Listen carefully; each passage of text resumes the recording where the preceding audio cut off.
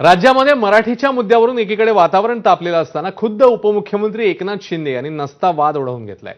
खरं तर कोणत्याही भाषणाचा शेवट करताना जय हिंद जय महाराष्ट्र असं म्हणण्याची महाराष्ट्रामधली परंपरा, पण पुण्यातल्या एका कार्यक्रमात एकनाथ शिंदेंनी केंद्रीय गृहमंत्री अमित शहा यांच्यासमोर जय हिंद जय महाराष्ट्रच्या जोडीला जय गुजरात अशी ही घोषणा दिली। पुण्यातल्या कोंढवा कन्व्हेन्शन सेंटरमधल्या कार्यक्रमात एकनाथ शिंदेंनी नेहमीप्रमाणे अमित शहा यांच्यावर स्तुतीसुमनं उधळली, पण भाषणाचा शेवट करताना त्यांनी जय गुजरात असं म्हणत नव्या वादाला तोंड फोडलं। दरम्यान यानंतर त्यांनी समोर गुजराती लोक असल्यानं जय गुजराती बोलल्याचं सांगितलं।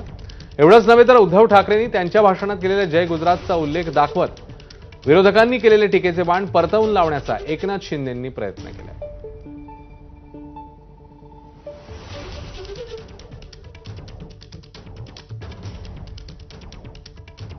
आपके आने से यहाँ की हवा का नूर बदल जाता है।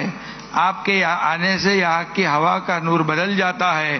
आपके नाम से हर शख्स आदब से झुक जाता है। धन्यवाद। जय हिंद जय महाराष्ट्र जय गुजरात।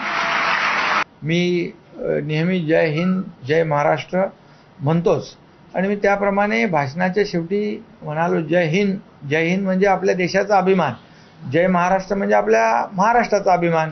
आणि मी शेवटी जय गुजरात म्हणालो कारण त्या समोरची लोक सगळी गुजराती समाजाची होती आणि त्यांनी वर्षानुवर्षे आणि पिढ्यानपिढ्या या महाराष्ट्राला आपली कर्मभूमी मानली।